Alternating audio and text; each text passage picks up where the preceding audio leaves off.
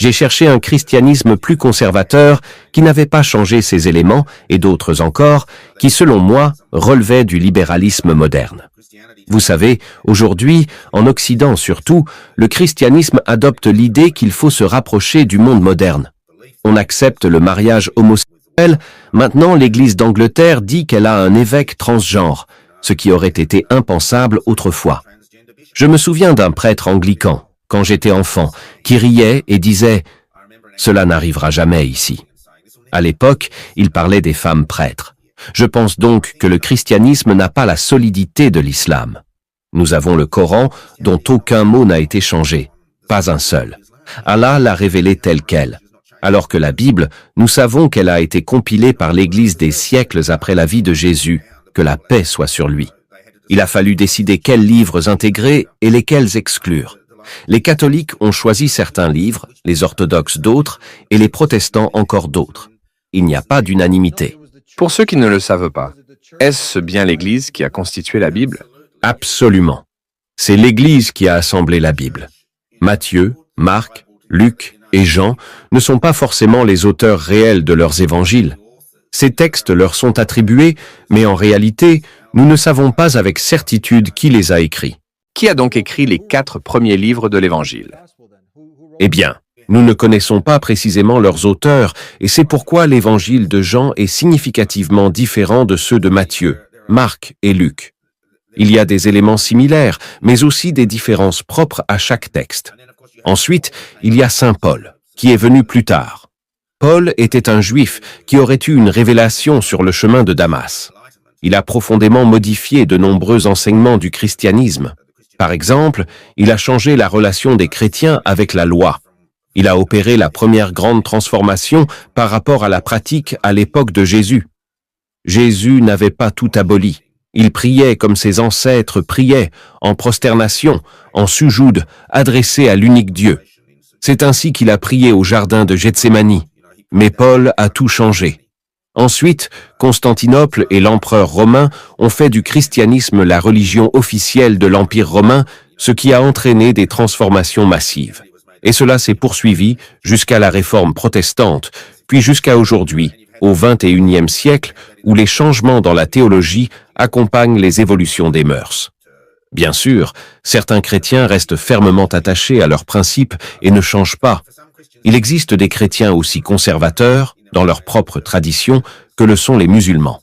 Mais il n'y a pas dans le christianisme une base inébranlable comme en islam. La différence entre... Parce que la plupart des gens, quand ils entendent « prêtre », pensent à un prêtre catholique. Bien sûr, oui. Quelle est la différence entre un prêtre catholique et le type de prédicateur que vous étiez en tant que prêtre chrétien orthodoxe? Le prêtre orthodoxe. Il y a, si vous voulez, 2 catégories, les prêtres mariés et les prêtres non mariés. À l'origine, dans le christianisme primitif, le clergé était marié. Les dirigeants religieux étaient mariés, les prêtres étaient mariés. Ce n'est que bien plus tard, au Xe, XIe, XIIe siècle, que l'Église d'Occident, sous l'autorité de Rome, a rendu le célibat obligatoire pour tout le clergé. En Orient, cela n'a jamais été le cas. Il y a donc une forte tradition monastique et les évêques, c'est-à-dire les membres les plus hauts gradés, viennent du rang des moines. Mais la grande majorité, environ 95%, des prêtres paroissiaux orthodoxes sont mariés. Ils vivent donc une vie de famille avec toutes les expériences normales qui accompagnent le mariage. Donc, un prêtre orthodoxe peut se marier. Oui. Dans le catholicisme, il y a les confessionnaux. Chez les prêtres orthodoxes, vous n'avez pas cela, n'est-ce pas? Il y a bien la confession en orthodoxie, mais il n'y a pas de boîte à proprement parler. Dans la compréhension orthodoxe, la confession est faite à Dieu, et le prêtre est un témoin. Pouvez-vous nous aider à comprendre la hiérarchie? Vous avez le sous-diacre, puis le diacre, puis le prêtre. Oui, et après cela, vous avez les évêques. Après cela, il y a les évêques. Cela me rappelle un ami que j'ai également interviewé. Il est décédé, qu'Allah lui accorde le paradis. Son nom était Dr Gerald Dirks. Il était aussi diacre dans l'église méthodiste et avait un doctorat en théologie. Quand il est allé au séminaire et qu'il a étudié en profondeur la Bible, la critique textuelle et tout cela, il a découvert des choses qui lui rappellent votre parcours. Il a dit qu'il ne pouvait plus retourner prêcher sur une chaire. Il ne pouvait plus enseigner des choses dont il savait qu'elles n'étaient pas d'origine authentique. Tout ce qu'on avait n'était qu'une copie d'une copie d'une copie. Et il n'y avait aucun original du Nouveau Testament. Il ne pouvait plus prêcher ces choses qu'il avait prêchées auparavant. C'était un homme intègre. Et plus tard, il a fini par accepter l'islam, un parcours assez similaire au vôtre, Dr. Gerald Dirks. Donc cette lutte a duré combien d'années? Je dirais qu'à un certain niveau, elle a commencé bien avant que je ne devienne prêtre. Cette remise en question, j'ai exploré le bouddhisme, j'ai examiné d'autres versions du christianisme. Pendant toutes ces années, avant d'entrer dans le clergé, j'ai vraiment cherché. J'ai assisté à différentes choses, essayé de comprendre, mais le seul endroit où je ne suis pas réellement allé en profondeur, c'était l'islam. Vous avez tout exploré sauf l'islam. C'est quelque chose que j'entends souvent des autres aussi.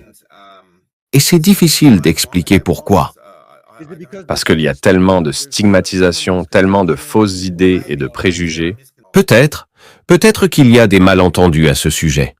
Vous savez, toute cette islamophobie liée au fanatisme, et d'un autre côté, le christianisme, avec ses doctrines et la façon dont il est vécu à travers l'Église, est incroyablement complexe.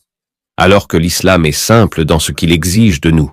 Bien sûr, ce sont de grandes exigences, mais peut-être que je trouvais cela trop simple. Comment cela pouvait-il être aussi simple? Que Dieu est un, que nous devons simplement faire ces choses, prier 5 fois par jour,